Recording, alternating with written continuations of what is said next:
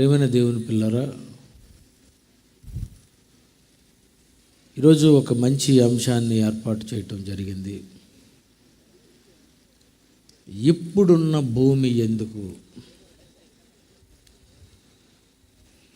ఇప్పుడున్న భూమి ఎందుకు? లోకంలో మనిషి తన జ్ఞానంతో ఇప్పుడున్నటువంటి భూమి నా కోసం అని అనుకుంటున్నాడు. కానీ ఇప్పుడున్నటువంటి భూమి దేనికి అని మనం ఆలోచిస్తే 2 పేతురు 3వ అధ్యాయము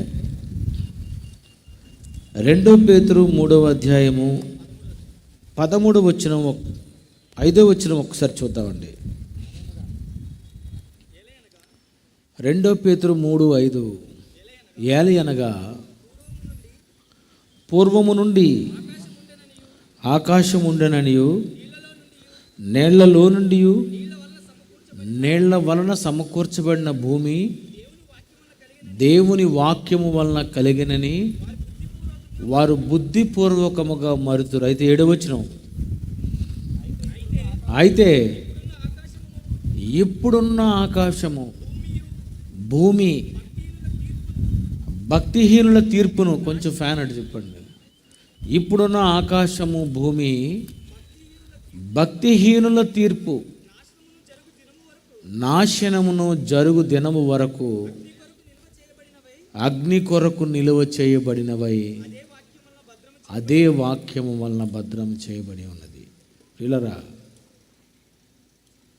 7వ వచనంలో మనం ఆలోచిస్తే, అయితే ఇప్పుడున్న భూమి ఆకాశము, అయితే ఇప్పుడున్న భూమి ఆకాశము, అయితే ఇప్పుడున్న భూమి ఆకాశం ఏంటండి? బైబిల్లో ఎక్కడ కట్ చేయాలో సరిగ్గా కట్ చేయలేదంటారా? కరెక్ట్గానే రాసి అంటారా? కరెక్ట్గానే రాశారు. అయితే ఇప్పుడున్న భూమి, అయితే ఇప్పుడు ఏం చేద్దాం? అయితే ఇప్పుడు ఏమంటారు?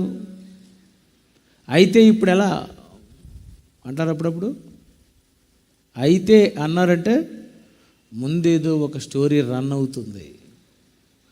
అయితే అంటే ముందేదో జరిగింది, అది తర్వాత విందురు. కానీ అయితే ఇప్పుడున్న ఆకాశము భూమి భక్తిహీనుల తీర్పు, అయితే ఇప్పుడున్న ఆకాశము భూమి భక్తిహీనులకు. ఇప్పుడున్న ఆకాశము భూమి ఎవరికి దేవుడు ఇచ్చాడు అని చెబుతున్నాడంటే, ఇప్పుడున్నటువంటి భూమి భక్తిహీనులకు. ఇప్పుడున్న భూమి భక్తిహీనులకట. 1వ శతాబ్దంలో పేతురు గారు చెబుతున్నారు, ఇప్పుడున్న భూమి 1వ శతాబ్దంలో బాధ వచ్చేసింది. ఏమని? ఇప్పుడున్న భూమి భక్తిహీనులకు దేవుడు రాశాడు. ఇప్పుడున్న భూమి ఆకాశము భక్తిహీనులకు దేవుడు ఇచ్చేస్తున్నాడు. ఇప్పుడున్న భూమి భక్తిహీనులకైతే అప్పుడున్న భూమి ఎవరికి? ఏమండి? ఇప్పుడున్న భూమి భక్తిహీనులకైతే అప్పుడున్న భూమి ఎవరికి? పూర్వము ఈ భూమి ఎవరికిచ్చాడు? ప్రారంభములో ఈ భూమి ఎవరికిచ్చాడని బైబిల్ చెప్తుంది. కీర్తన గ్రంథము 115వ అధ్యాయము 16వ వచనం ఒకసారి చూద్దామండి. కీర్తనలు 115:16, ఆకాశములు యెహోవా వశము, భూమిని ఆయన నరులకిచ్చి ఉన్నాడు. భూమి ఆయన నరులకిచ్చాడట. ఎవరా నరులు? నేను నరునా? ఎవరికిచ్చాడు? ఆయన భూమిని నరులకిచ్చాడు. ఎవరా నరులు? ఆదికాండము 5వ అధ్యాయము 2-3 వచనములు చూద్దామండి. ఆదికాండము 5వ అధ్యాయము 2-3 వచనములు. మగవానిగాను ఆడదానిగాను వారిని సృజించి వారు సృజింపబడిన దినమున వారిని ఆశీర్వదించి వారికి నరులని పేరు పెట్టెను. ఆదామవ్వలకు దేవుడు అంటున్నాడు, వారికి నరులని పేరు పెట్టాను. నేను నరులకు భూమినిచ్చాను. ఆదామవ్వలకి భూమినిచ్చాను. వాళ్ళకి ఇస్తూ ఏమని చెప్పానంటే, ఆదికాండం 1వ అధ్యాయం 28వ వచనంలో, ఆదికాండము 1వ అధ్యాయం 28, దేవుడు వారిని ఆశీర్వదించను. ఎట్లనగా, మీరు ఫలించి అభివృద్ధి పొంది విస్తరించి భూమిని నిండించి దాన్ని లోపరుచుకోండి. ఇగో ఈ భూమిని మీకు ఇస్తున్న నరులుగా మీ ఇద్దరికి ఈ భూమిని లోపరుచుకోండి. అప్పుడున్న భూమి వాళ్ళకిచ్చాడు. క్రొత్త నిబంధన తరువాత, యేసు వచ్చిన తరువాత ఇప్పుడున్న భూమి ఎవరికో తెలుసా? భక్తిహీనులకు ఇచ్చాను. అప్పుడు నరులకిచ్చాను, ఆదామవ్వలకు ఇచ్చాను. ఆదాము హవ్వల నుండి ఆరంభమైనటువంటి ఈ భూమి, వాళ్ళు వాళ్ళ సంతతికి ఈ భూమి చెందుతూ వచ్చింది. నోవహు జలప్రళయం వచ్చేసరికి ప్రజలందరూ చెడిపోయారు. ఆ చెడిపోయినప్పుడు దేవుడు వాళ్ళ సంతానానికి ఉన్నటువంటి భూమిని అంతటినీ తీసేసి జలప్రళయములో మొత్తం అందరినీ నాశనం చేసి నోవహు కుటుంబము, షేము, హాము, యాఫెతు వాళ్ళకి దక్కింది ఈ భూమంతా. ఈ భూమికి వాళ్ళకి దక్కిన తర్వాత వాళ్ళ దగ్గర నుండి జనరేషన్స్ ఆరంభమయ్యాయి, అనగా ఈ తరాలు, వంశావళి. ఇలా ఆరంభమైనటువంటి ఆ తరాలలో దేవుడు ఏమనుకున్నాడంటే, ఈ భూమిని వీళ్ళకిద్దాం అని ఆదికాండము 28వ అధ్యాయము 13వ వచనంలో ఏమన్నాడో ఒక్కసారి చూడండి. ఆదికాండము 28వ అధ్యాయం 13. మరియు యెహోవా దానికి పైగా నిలిచి, నేను నీ తండ్రి అయిన అబ్రహాము దేవుడను, ఇస్సాకు దేవుడను, ఇస్సాకు దేవుడైన యెహోవాను, నీవు పండుకొని ఉన్న ఈ భూమిని నీకును నీ సంతానమునకును ఇచ్చెదను. దేవుడు చెప్పేశాడు. ఎవరికి? అబ్రహాము, ఇస్సాకు, యాకోబు. ఇగో ఇక్కడ ఉన్నట్టు చూశారు ఈ భూమి, ఇదంతా కూడా నేను మీకు ఇచ్చేస్తానని. వాళ్ళు భక్తిగా ఉన్నారు గనుక, నీతిమంతులుగా ఉన్నారు గనుక వాళ్ళకి ఈ భూమిని ఇవ్వాలనుకొని ఈ భూమి వాళ్ళకి ఇస్తున్నాడు. ఆ తర్వాత అబ్రహాము దగ్గర నుండి ఆరంభమైనటువంటి ఆ కాలంలో దేవుడు అబ్రహాముకు ఈ భూమి ఇస్తాను అని అంటే, అబ్రహాం ఏమన్నాడో ఒకసారి హెబ్రీ పత్రిక 11వ అధ్యాయము 13వ వచనం చూడండి. హెబ్రీ పత్రిక 11వ అధ్యాయము 13వ వచనము, వీరందరూ ఆ వాగ్దాన ఫలము అనుభవింపకపోయినను దూరము నుండి చూసి వందనము చేసి తాము భూమి మీద పరదేశులను యాత్రికులమై ఉన్నామని ఒప్పుకొని విశ్వాసము గలవారే మృతి పొందిరి. అబ్రహాము, ఇస్సాకు, యాకోబుకి ఇస్తే వాళ్ళట దూరము నుండి చూసి వందనము చేశారట. ఇది మాకు వద్దు, దీనికి ఒక నమస్కారం, ఇది మాకు అవసరం లేదు. ప్రియులారా, నరులకిచ్చాడు. ఆ తర్వాత నోవహు కుటుంబానికి వచ్చింది, ఆ తర్వాత అబ్రహాము దగ్గరకు వచ్చింది. ఇలా అబ్రహాము దగ్గర నుండి ఈ భూమి ఆ అబ్రహాము, ఇస్సాకు, యాకోబు, ఇశ్రాయేలీలు ఇలా వీళ్ళందరికీ కూడా ఈ భూమి చెందుతూ వస్తుంది. ఇలా చెందుతూ చెందుతూ చెందుతూ చెందుతూ వస్తున్నటువంటి ఆ కాలంలో యేసుక్రీస్తు వారు రావడం, యేసుక్రీస్తు వారు ఈ మహాజ్ఞానాన్ని బోధించటం, ఆ బోధించిన తర్వాత అపోస్తలులతో బోధ ఆరంభమైంది. అందుకే అపోస్తలుల బోధ అన్నారు. వాళ్ళు ఏం చేశారు? బోధ ఏం చేస్తే అపోస్తలుల బోధ అయింది అని మనం ఆలోచిస్తే, అపోస్తల కార్యములు 2వ అధ్యాయము 45వ వచనం ఒకసారి చూద్దామండి. అపోస్తల కార్యములు 2వ అధ్యాయం 45వ వచనము. ఇదియుగాక చరస్థిరాస్తులను అమ్మి అందరికిని వారి వారి అక్కర కొలది పంచిపెట్టిరి. మొదటి శతాబ్దానికి వచ్చేసరికి అపోస్తులు చెబుతున్నారట, ఏమని? ఈ భూమి ఎవరికో తెలుసా? ఈ భూమి ఎవరికి దేవుడు ఇచ్చాడో తెలుసా? ఆ రోజు నరులకు ఇచ్చాడు, ఆ తర్వాత అబ్రహాము సంతతికి ఇచ్చాడు, ఆ తర్వాత ఇశ్రాయేలీలకు వచ్చింది. మొదటి శతాబ్దంకి వచ్చేసరికి బోధ మొత్తం మారిపోయింది. అదే 2 పేతురు 3వ అధ్యాయం 7వ వచనం చదువుకున్నాం. ఏమని? 2 పేతురు 3వ అధ్యాయం 7వ వచనము. అయితే ఇప్పుడున్న ఆకాశము భూమి భక్తిహీనులకు ఇప్పుడున్న భూమి ఎవరికో తెలుసా? ఇక నేను భక్తిహీనులకు ఇచ్చేస్తున్నాను. ఇప్పుడున్న భూమి నీతిమంతులకు కాదు, విశ్వాసులకు కాదు, దేవుని నమ్మిన వారికి ఇక భూమి లేదు. ఇలారా, విశ్వాసిక కాదట ఇప్పుడున్న భూమి, ఆకాశము భక్తిహీనులకు. వాళ్ళకి ఇచ్చేస్తున్నాను.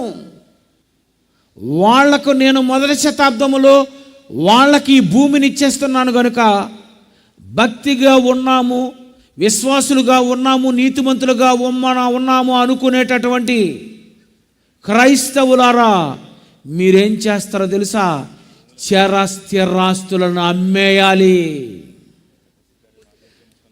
మీరు భూమిని అమ్మేయాలి, చరస్థిరాస్తులను అమ్మేయాలి. జాగ్రత్త వినాలి మీరు.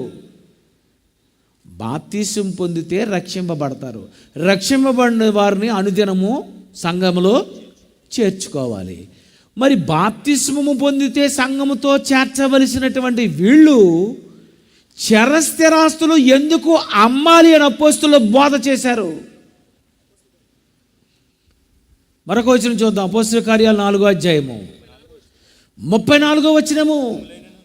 భూములైనను ఎండ్లనైనను కలిగిన వారందరూ వాటిని అమ్మిన వాటి వెల తెచ్చి అపోస్తలుల పాదముల యొద్ద పెట్టుచు వచ్చిరి. భూములు, ఇండ్లు. ఎందుకు భూములు అమ్మేయాలి? ఇక మీ చేతిలో భూమి ఉండకూడదు. ఇక మీ చేతిలో భూమి ఉండకూడదు. భూమి మీద మీకు ఆశ ఉండకూడదు. ఎందుకు ఆశ ఉండకూడదు? క్రైస్తవుడైతే భూమిని ఎందుకు అమ్మేయాలి? ఎప్పుడైనా చదివారా? ఏది నిజమైన దైవ జ్ఞానం? ఇంతవరకు ఎవరికి సరిగ్గా అందలేదు. ఏది నిజమైన దైవ జ్ఞానం? ఎవరికి ఈ భూమిని ఇచ్చాడు?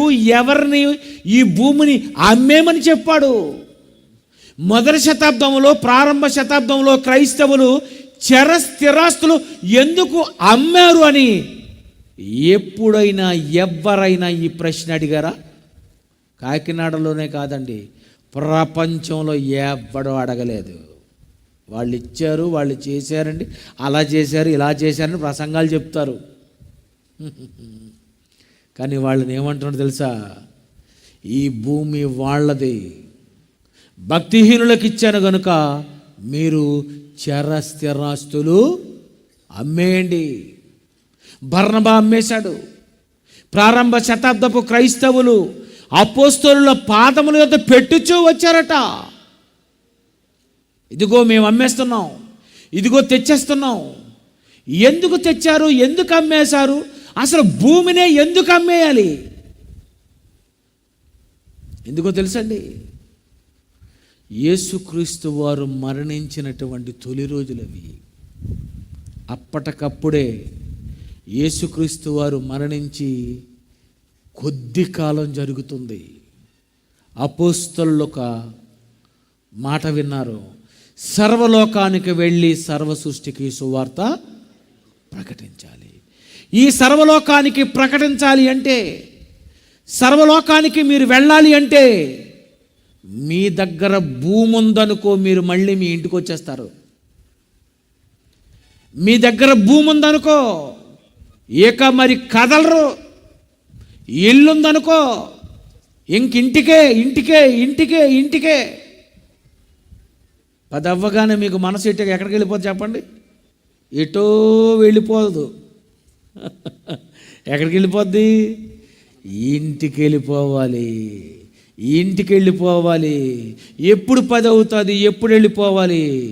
చూసారా? అంటే ఇళ్ళు ఉందంటే, పొలాలు ఉన్నాయంటే, స్థలాలు ఉన్నాయంటే సర్వలోకానికి ఎవరు వెళ్తారు?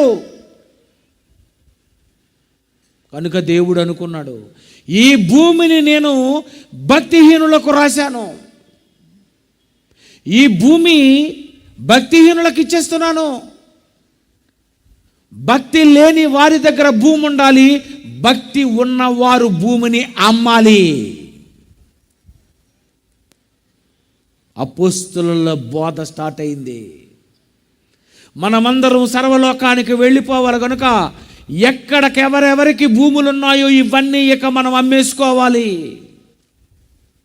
ప్రియులారా, వాళ్ళందరూ అమ్మేసుకొని సర్వలోకానికి వెళ్ళాలి అని, ప్రయాణాలు చేయాలి అని స్థిరాస్తులు వాళ్ళు అమ్మబట్టే ఈ రోజుకు కాకినాడకి యేసు సువార్త వచ్చింది. ఎవరు చెప్పారు చెప్పండి? ఇక్కడికి ఎవరు తెచ్చారు సువార్త? మేము ఈ తరంలో ఇప్పుడు పుట్టాం. జయశాలి గారు, ఈయన, మొత్తం ఈ వేదిక మీద ఉన్నటువంటి మేమందరం బోధకులం. ఈ కాకినాడకు ఈ సువార్త ఎప్పుడొచ్చింది? ఎవరు తెచ్చారు? ఎవరి ద్వారా ఈ సువార్త ఈ కాకినాడకు వచ్చింది?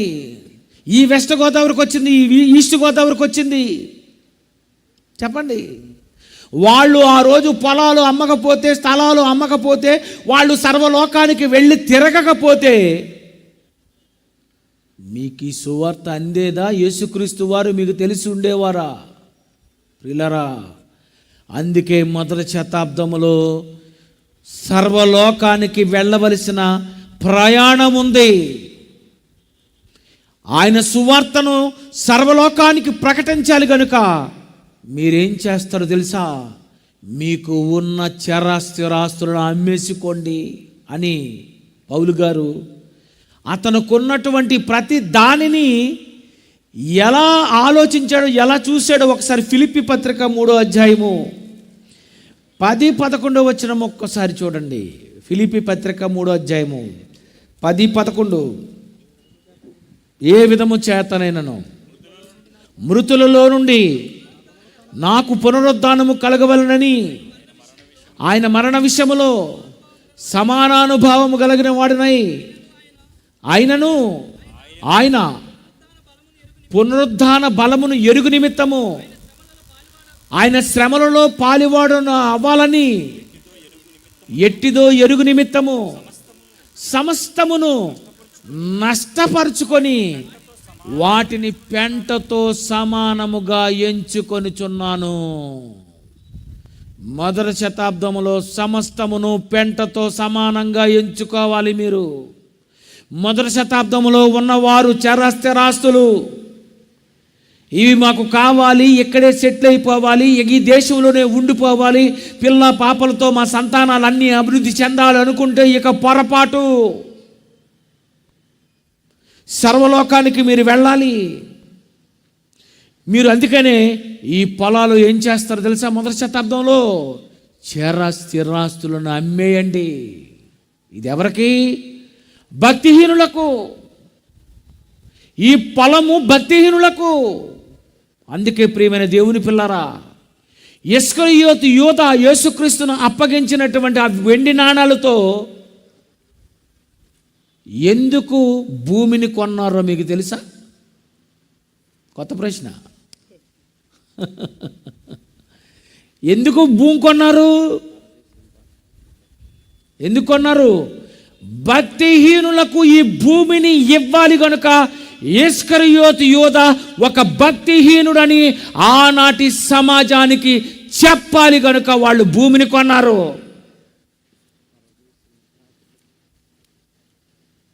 పిల్లరా, ఎందుకు భూమిని కొన్నారు? రక్తభూమి, అకెల్దామా, అందరి స్థలాలు అమ్మేమని చెప్పి ఇస్కరియోతు యూదాకి ఎందుకు స్థలం కొన్నారు? పొలం ఉన్నవాడు భక్తిహీనుడని చెప్పాలి. ఎందుకంటే స్థలం ఎక్కడ ఉంటే అక్కడ భక్తిహీనత ఉంటుంది. అలా మీకు బాగా తెలిసినటువంటి వాళ్ళిద్దరు ఉంటారు. ఎవరు? అననీయ, సప్పేరా. సమస్య ఎక్కడొచ్చింది? పొలం అమ్మారు. అమ్మేసిన తర్వాత సగం దాచుకున్నారు. సగం దాచుకున్నారంటే వాళ్ళు ఎవరు? భక్తిహీనులు. భక్తి ఉంటే ఈ భూమిని అమ్మి అపోస్తలుల పాదాల యొద్ద పెట్టాలి కదా. మరి ఈ భూమిని మీరెందుకు కొంత దాచుకున్నారు? ఏంటి భూమిని దాచుకుంటే అంత ప్రాబ్లమా? భూమిని దాచుకుంటే సమస్య.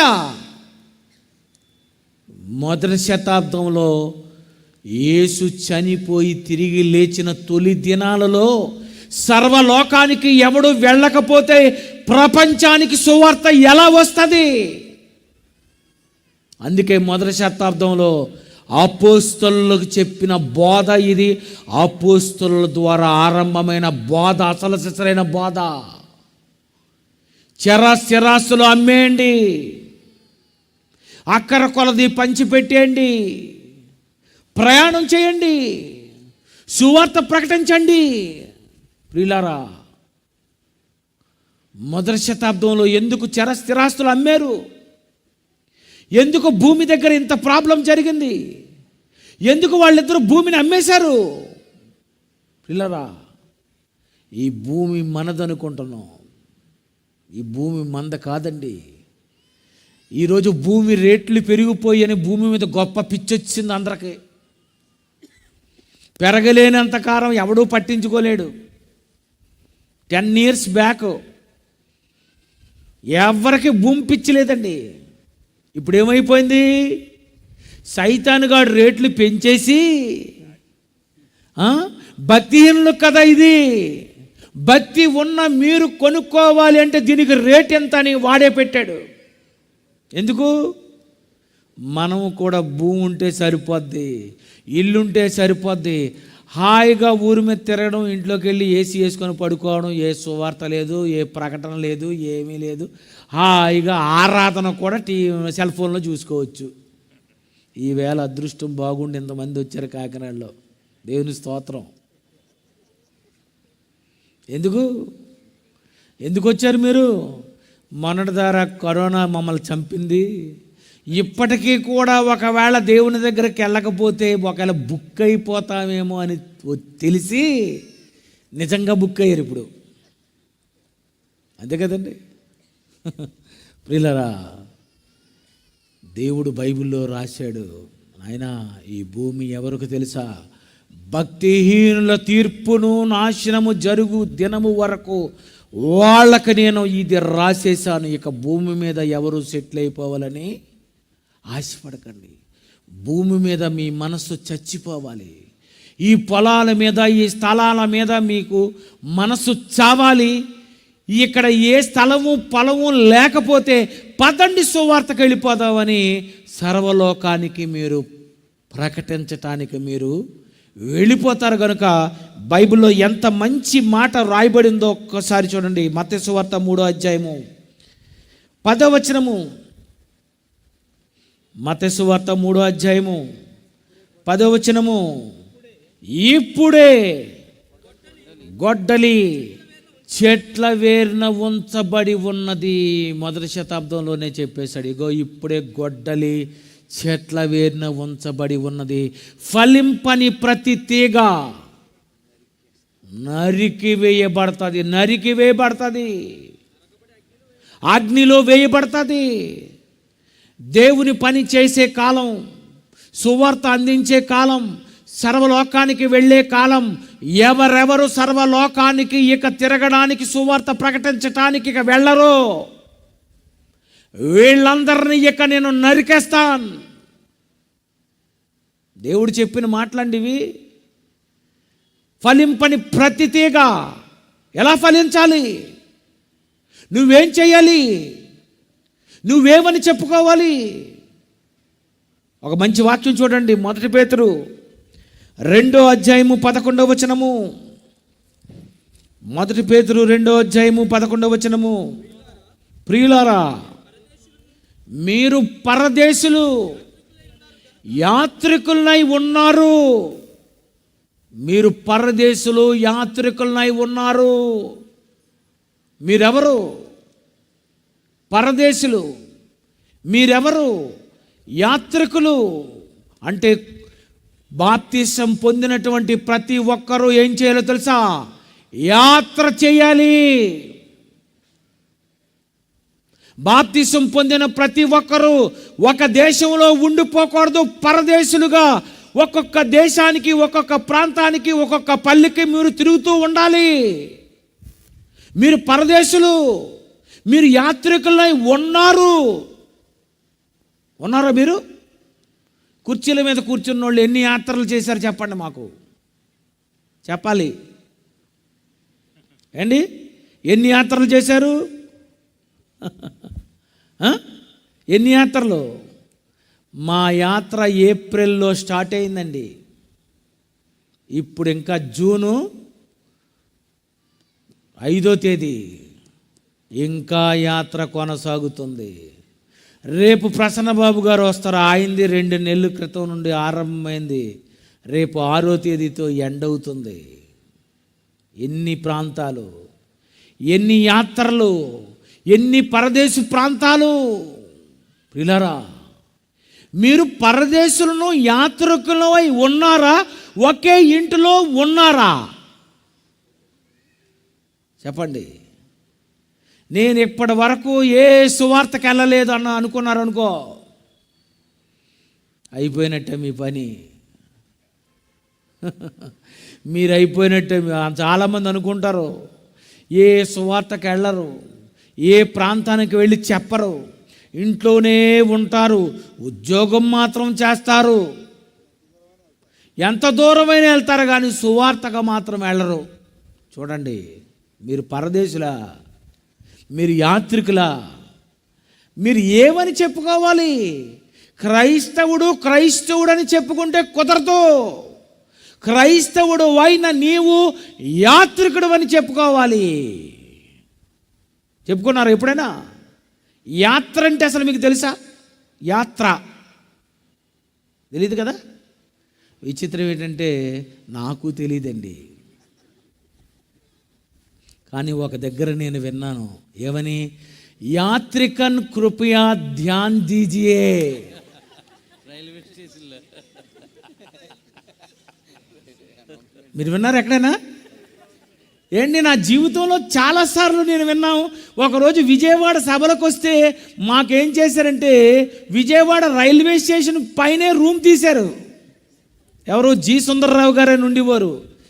ఇంకా చూడాలండి బాబు, 10 నిమిషాలకి, అరగంటకి యాత్రికను కృపయా ధ్యాన్ దీజియే, యాత్రికను కృపయా ధ్యాన్ దీజియే, గాడి నెంబర్ అంటుంది. ఇప్పుడు మీకు చెప్తున్నాను, యాత్రికన్ కృపా ధ్యాన్ దీజీ అంటే అర్థం ఏంటో తెలుసా? యాత్రికన్ అని చెప్పిన తర్వాత మళ్ళీ తెలుగులో వచ్చింది. ఏమని? ప్రయాణికులకు గమనిక. ప్రయాణికులకు గమనిక అంటే యాత్రికులు అంటే ఎవరు? ప్రయాణికులు. బైబిల్లో ఆ ముక్క లేకపోవటం వల్ల నాకు చాలా సమస్య అయిపోయింది. యాత్రికులు అంటే ఎవరు? ప్రయాణికులు. పరదేశులు. యాత్రికులు అంటే అబ్రహాము సంతానం వాళ్ళెవరు?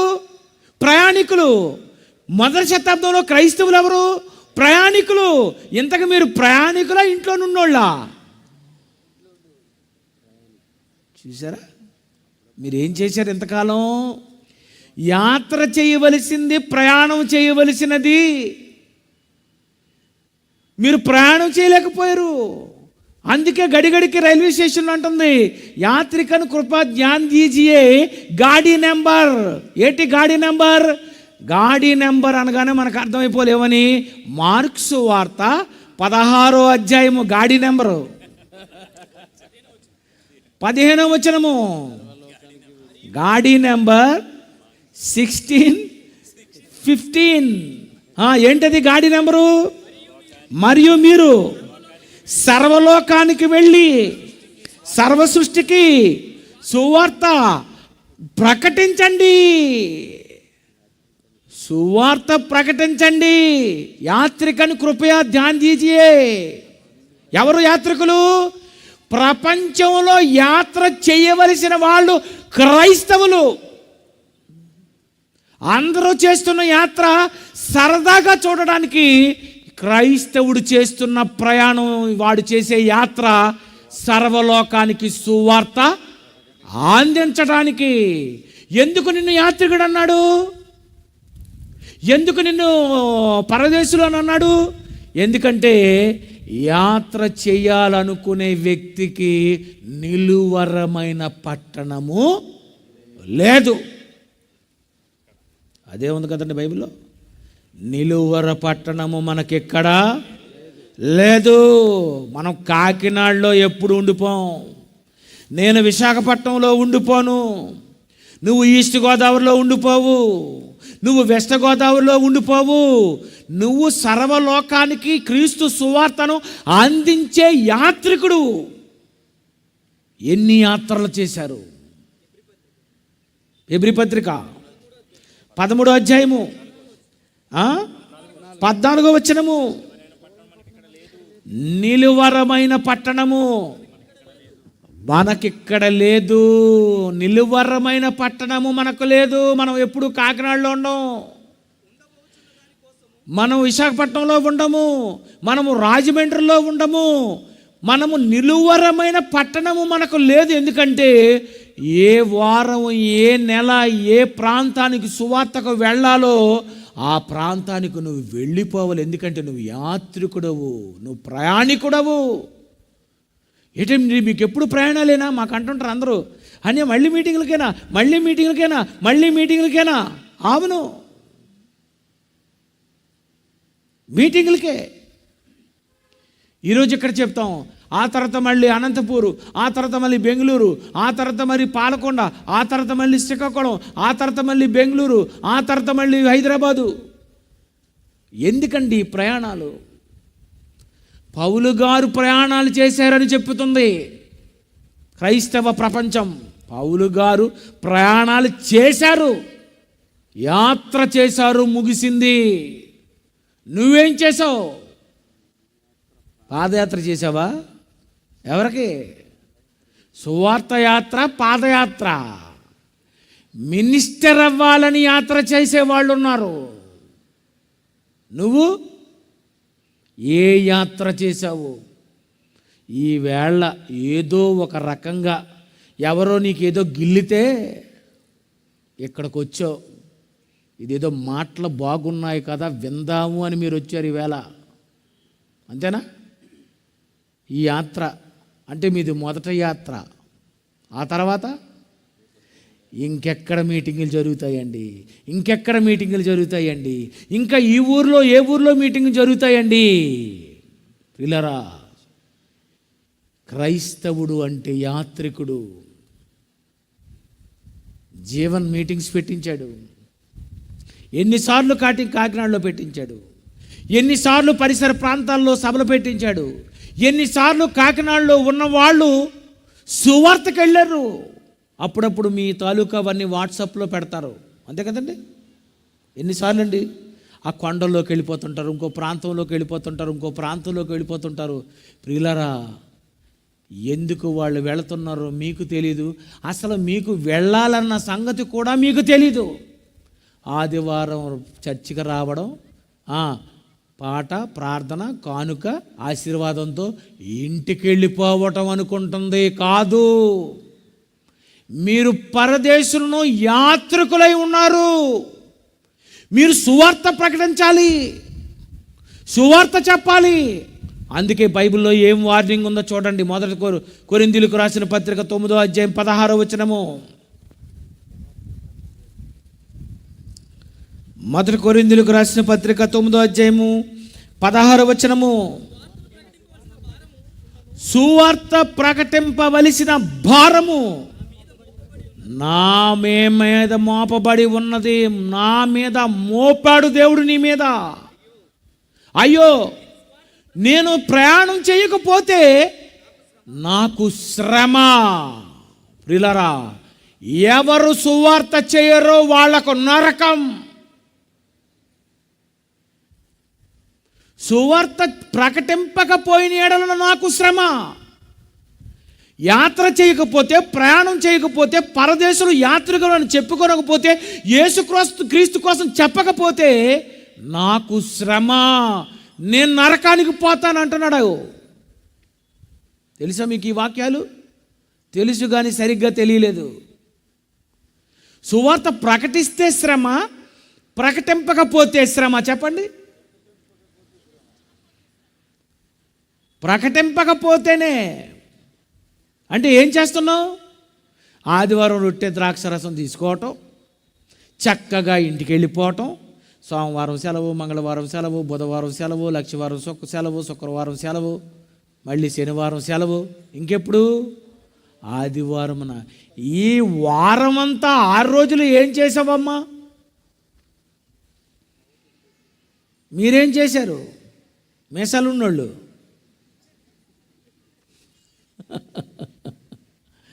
సువార్త పాస్టర్ గారు ప్రకటించుకుంటారండి, వాళ్ళెవరో చేసుకుంటారండి. అది మాకు కాదని మీరు అనుకున్నారు. ఆయన యాత్రికుడే, నువ్వు యాత్రికుడే.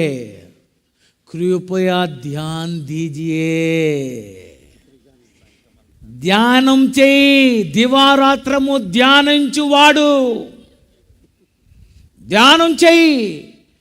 సువార్త ప్రకటింపకపోయిన ఎడల నాకు శ్రమ అంటున్నాడేటి? అంటే నేను సువార్త చేయకపోతే నాకు నరకమా? అవును. స్థలాలు అమ్మకపోతే నరకమా? ఎస్, నరకం. ఒకడు వచ్చాడు, ధర్మశాస్త్రం అంతా పాటిస్తున్నాను, నేను అన్నీ చిన్నప్పటి నుండి బాల్యం నుండి ఆచరించుచున్నాను, దొంగతనం చేయలేదు, అబద్ధ సాక్ష్యం పలకలేదు, నిన్ను వారిని పొరుగువాని ప్రేమించాను, తల్లిని తండ్రిని సన్మానించాను అన్నప్పుడు యేసుక్రీస్తు వారు అన్నారు, భలే చెప్పావు కానీ నీకు ఎన్నో అధ్యాయం? మత్తయి సువార్త 19వ అధ్యాయము 20, 21, 22. అందుకు యేసు, నీవు పరిపూర్ణుడగుటకు కోరిన ఎడల పోయి నీ ఆస్తిని అమ్మి బీదలకిమ్ము. నీకు ఒక్కటే కొదువుగా ఉన్నది. నీకు ఒక్కటే ప్రాబ్లం ఏంటో తెలుసా? నువ్వు స్థలం అమ్మలేదు, అదే నీకు ప్రాబ్లం. ఏంటి స్థలం అమ్మకపోతే ప్రాబ్లమ్మా? ఏంటి ఎన్ని సంవత్సరాలు చదవలేదు ఈ వాక్యాలు? చిన్నప్పటి నుండి చదివి ఈ రెఫరెన్స్ నాకు ఎప్పుడో తెలుసు అని అన్నాం, కానీ ఇది తెలీదు. నీకు ఒకటే కుర్చీ మీద కూర్చుని నీకు ఒకటే కొదువుగా ఉన్నది. ఏంటంటే అది ముందు నీ ఆస్తిని అమ్మి బేదలకు ఇవ్వు. నీ ఆస్తిని అమ్మి బయలుదేరు, నీ పొలాలు అమ్మి బయలుదేరు, క్రైస్తవులై ఎకరాలు ఎకరాలు ఎకరాలు ఎకరాలు సంపాదించి ఈరోజు చాలామంది క్రైస్తవులు ఎక్కడ పడితే అక్కడ సెటిల్ అయిపోయారు.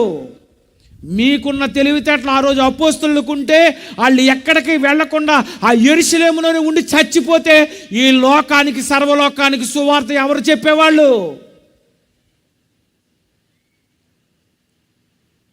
వాళ్ళు మంచోళ్ళు కనుకనే మనకంటే ముందు పుట్టారాళ్ళు. వాళ్ళు గనక ఎండలో ఒక ఫ్యాన్ ఉందా, ఒక ఏసీ ఉందా, ఒక కారు ఉందా, ఒక బండి ఉందా, ఒక ట్రైన్ ఉందా, ఒక ఫ్లైట్ ఉందా,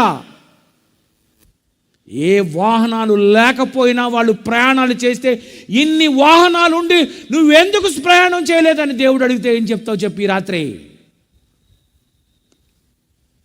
అందుకే దేవుడు అనుకున్నాడు, ఎవరెవరు సువార్త ప్రకటించారో, ఎవరెవరు ప్రయాణాలు చేయరో, ఎవరెవరైతే బీచ్లకు తిరుగుదాము, కొండలెక్కిపోదాము, పలానా ఊరు వెళ్ళిపోదాము, ఇలా వెళ్ళిపోయిన వాళ్ళు అందరూ అందుకే అప్పుడప్పుడు చస్తుంటారు. ఎందుకు? దేవుని కొరకు కాకుండా నువ్వు ప్రయాణం చేస్తే నీ ఓడ ఎందుకు వెళ్ళాలి? పాపి కొండల్లో మునిగిపోవాలది. నువ్వు దేవుని కొరకు ప్రయాణాలు చేయలేనప్పుడు నీ ప్రయాణంలో నీ కారు పోవాలా? పిల్లరా, ఏమనుకున్నారు? వాళ్ళు ఎంత చక్కగా సువార్త చేశారు. వాళ్ళు చెప్పబట్టే మహాజ్ఞానము ఇక్కడికి వచ్చింది. ఏది నిజమైన జ్ఞానము? ఇది.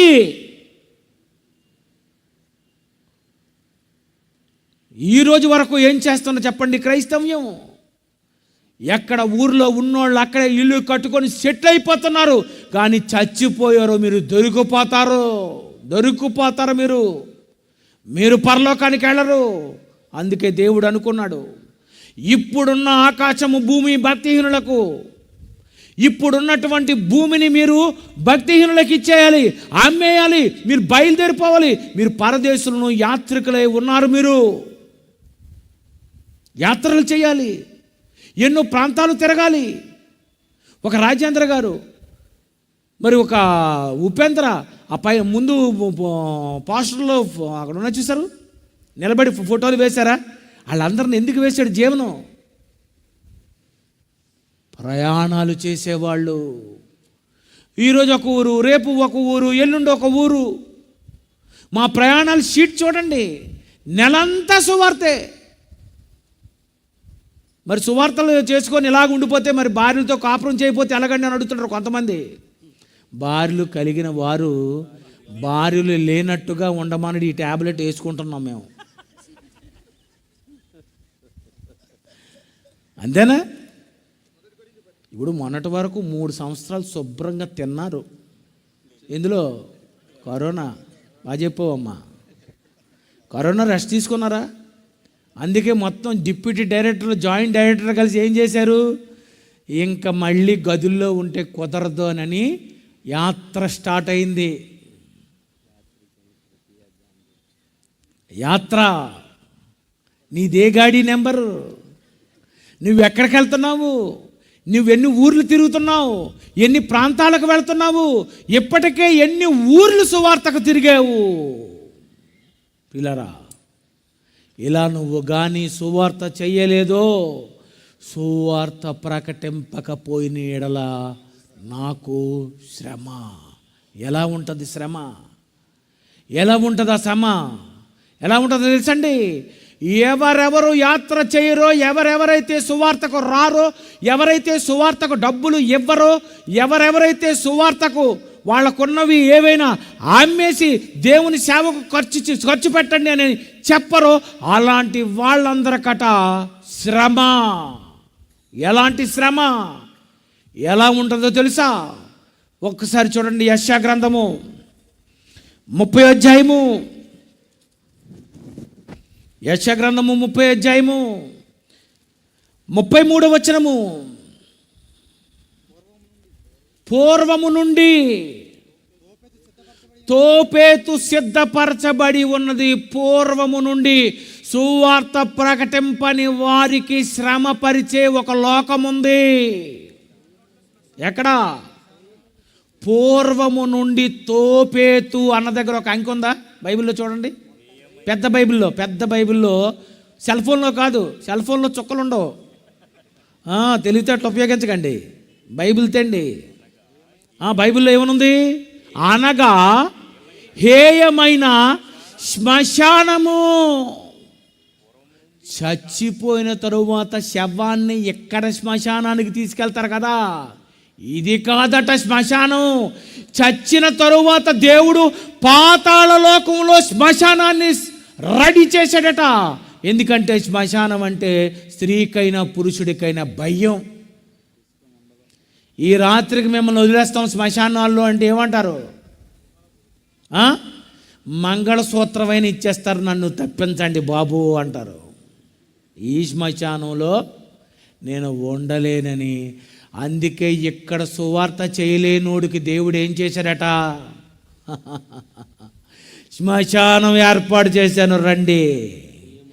హేయమైన శ్మశానము శ్రమ. సువార్త ప్రకటించిన వారికి శ్రమ. ఈ శ్రమ ఎలా ఉంటుందో తెలుసా? అక్కడ అగ్నియు విస్తార కాష్టములు కలిగి ఉన్నది. అక్కడ అగ్ని విస్తార కాష్టములు. కాష్టములు ఎప్పుడైనా విన్నారు ఈ పదం? కాష్టము ఎప్పుడు? అప్పుడప్పుడు మనం వింటాం, ఎవరు తీసుకెళ్ళిపోయారా? ఎక్కడికి? కాష్టాన్ని తీసుకెళ్ళిపోయారా? అబ్బా, అంటే ఇక్కడ శ్మశానానికి శవం వెళితే అక్కడ శ్మశానానికి ఆత్మ వెళ్ళిపోద్దట. సువార్త నువ్వు ప్రకటించలేదు కదా, అక్కడ విస్తారమైన శ్మశానములు, అక్కడ విస్తారమైన కాష్టములు విస్తారమైన కాష్టములట. అంటే మొత్తం పాతాళ లోకంలో ఒక్కొక్కడికి ఒక్కొక్క కాష్టం ఉంటుంది. తెలుసా? అందరూ కలిసి ఒక దగ్గరే కాలిపోతారు అనుకోగలరు. నీకొక కాష్టం, నీకొక పెద్ద కాష్టం. అది ఎలా ఉంటుందట? 33 చదువుతాడు చూడండి. అది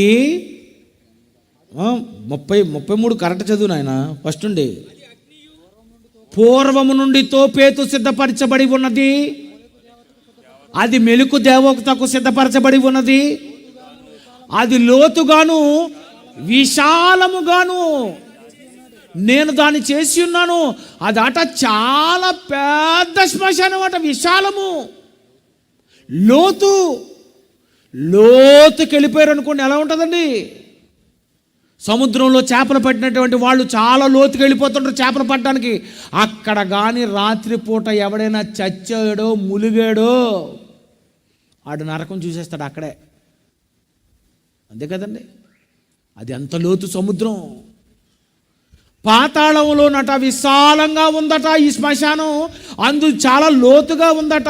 అందులో విస్తారమైన కాష్టములు, అగ్ని. 24 గంటలు ఒక్కొక్కడు కాలుతూనే ఉంటాడు. ఎక్కడైతే 3 గంటల్లో కాలిపోతాడు, బుగ్గైపోతాడు. అక్కడ సువార్త ప్రకటింపని ఎడల నాకు శ్రమ. అక్కడ నేను కాలిపోవాలి. అక్కడ దేవుడు శ్మశానం పెట్టాడు. ఇక్కడ కాదు, ఇది కాదు శ్మశానం అండి. ఇదేం శ్మశానం అండి ఇది? 2-3 గంటల్లో శ్మశానం ముగిసిపోద్ది. కానీ అక్కడ ఎంత పెద్ద శ్మశానము. దాని పేరు ఏం పేరట? ఆ శ్మశానం పేరు హేయమైన శ్మశానము. దానికి ఆళ్ళ భాషలో చెప్పాడు తోపేతు. ఏం పేరట అంటే గట్టి చెప్పండి. తోపేతు. ఎందుకు? నువ్వు పెద్ద తోపు కదా. ఈ మధ్యన అంటున్నారు, నువ్వు గొప్ప తోపురా. అవును, నిజమే. ఎందుకంటే సువార్తకు వెళ్ళవు కదా. కానుకిస్తే చాలు దీవించేస్తావు కదా. అంతే కదండి. ఆ పాస్టర్ గారు చెప్పరు, మీరు అడగరు. ఎందుకంటే మా పాస్టర్ గారు ఎక్కడికి వెళ్ళనివ్వరండి. దీవెనుడు కుమ్మరించేస్తుంటాడండి. ఏటి కుమ్మరించేస్తుంటాడు? సావాలి, ఆ తర్వాత తెలుస్తుంది ఎవరు తోపో. ప్రియులారా, ఎవరుకున్నారు? సువార్త ప్రకటింపని ప్రతి వాడికే శ్రమ, విస్తారమైన కష్టములు, అగ్ని, గంధక ప్రవాహము, యెహోవా ఊపిరి దానిని రగులో పెట్టిన దేవుడే ఊతుంటాడట. ఆ కష్టాల దగ్గరకు వచ్చి దేవుడు అని ఊతాడట. ఎందుకంటే జీవవాయువును ఊదాను కదరా, ఊదినా నువ్వు బతికినా నేనేమి నీకు గుర్తు రాలేదు కదా, రా అని ఆయనే ఎవ్వరికి చెప్పలేదట. ఆయనే ఊతున్నట్ట అని చాలు బాగా మండాలి. ఎందుకు? ఏ ఊరైనా చూడ్డానికైతే వచ్చేస్తావు, దుబాయ్ వచ్చేస్తావు, సింగపూర్ వచ్చేస్తావు, మలేషియా వచ్చేస్తావు, కువైట్ అయిపోతావు. అబ్బా అక్కడ పాకీ పనికైనా సరే వెళ్ళిపోవడానికి గొప్ప ఇంట్రెస్ట్ తప్ప సువార్త ప్రకటించడానికి ఇక్కడికి రావడానికి ఏంటి బాబు నీకు ఎంత బాధ ఏంటి, కష్టమేంటి? నేను అనుకుంటున్నాను, దేవా ఈవేళ ప్రశాంతంగా చల్లగా ఉంది, నిన్న కూడా ప్రశాంతంగా చల్లగా ఉంది, ఇంకొక 2 రోజులు కానీ చల్లబరిచారంటే మేము దుకాణం కట్ చేసేస్తాం అనుకుంటున్నాం. ఎంత చల్లగా ఉందండి, ఎంత ప్రశాంతంగా ఉందండి. ఇంత కూలింగ్ చేయాలంటే ఎంత కష్టం. ప్రియులారా, దేవుడు మనకి కరోనా నుండి కూడా తప్పించాడు. ఇవన్నీ మనకు తెలియదని ఏది నిజమైన దైవ జ్ఞానం అనే పేరుతో సభలు పెట్టించి మనకు చెప్పిస్తున్నాడు. అయినా మనం ఆయన చెప్పిన ఆయన గురించి మనం చెప్పకపోతే ఎలా? చెప్పండి, చెప్పాలా వద్దా? ఆయన గురించి చెయ్యాలా వద్దా? మొదటి శతాబ్దంలో అందుకే వాళ్ళకి చెప్పిన పదమే మళ్ళీ ఒకసారి చదువుతాం. 1 పేతురు 2వ అధ్యాయం 11వ వచనము. అయితే ఇప్పుడున్న ఆకాశము, 1 పేతురు 2:11, ప్రియులారా మీరు పరదేశులు, యాత్రికులనై ఉన్నారు, యాత్రికులనై ఉన్నారు. మీరు పరదేశులు, యాత్రికులనై ఉన్నారు. ఈ భూమి కానీ మీకు ఉంటే, ఈ ఎకరాలు ఎకరాలు మీకు పొలాలు ఉంటే, ఇక ఈ ప్రాంతము నుండి నీకు ఎక్కడికి వెళ్ళబుద్ధి లేదు. నీ మనసు తిప్పాలి అంటే ఇక్కడ ఉన్న ఎకరం అమ్మాలి. అందుకే ఒక వాక్యం ఉంది చూడండి, ఎంత బాగుంటుందో. కీర్తన 73:25, కీర్తన 73:25 చూడండి ఒకసారి. ఆకాశమందు నీవు తప్ప నాకెవరున్నారు? నీవు నాకు ఉండగా లోకములోనిది ఏది నాకక్కరలేదు. ఇది నువ్వు చెప్పాలి. దేవా మీరుంటే నాకెందుకు ఇదంతా, నాకు అవసరం లేదు. ఆకాశమందు నీవు తప్ప నాకెవరున్నారు? నాకు పొలం ఉందా, బంగారం ఉందా, నాకెవరున్నారు? ఏది నన్ను కాపాడుతుంది? ఒకరోజు ఒంటరిగా నువ్వు వీటినన్నిటినీ వదిలి వెళ్ళిపోవాలి. వదిలి నరకానికి వెళతావా, ఆమ్ని స్వర్గానికి వస్తావా? ఆలోచించు. చచ్చిపోయినప్పుడు అందరూ అంటారు, ఇంకెందుకండి ఇది ఎంత అని. ఎవరికిచ్చావు? ఎవరికిచ్చావు? బతికున్నంతకాలము దేవుడికి ఇవ్వలేదు. చచ్చిపోతావనే సంగతి తెలిసినా అప్పుడు కూడా ఎవరైనా సువార్త చెబితే చెప్పండి, నేను డబ్బులు ఇస్తాను, సువార్త పెట్టించండి అంటావా? ఎవరండి సువార్త చేస్తున్నారు? ఏమండి, నిజమైన దైవ జ్ఞానం తెలియక ఈ లోకమే శాశ్వతం అనుకుని నిలువరమైన పట్టణము మనకి ఇక్కడ లేదనే సంగతి మర్చిపోయి సువార్త ప్రకటింపని ఎడల నాకు శ్రమ అనే సంగతి ఎరుగక ఇంకా భూమి మీద ఏదో సంపాదించాలనే టార్గెట్ పెట్టుకున్నావు అంటే నిన్నెక్కడికి తీసుకెళ్ళిపోతుందో దెయ్యం నీకు తెలిసిపోవాలి. నిన్ను రూటు మళ్ళించేసింది. ఏది నీది? ఏది నీది? అంతా దేవుడే ఇచ్చాడు.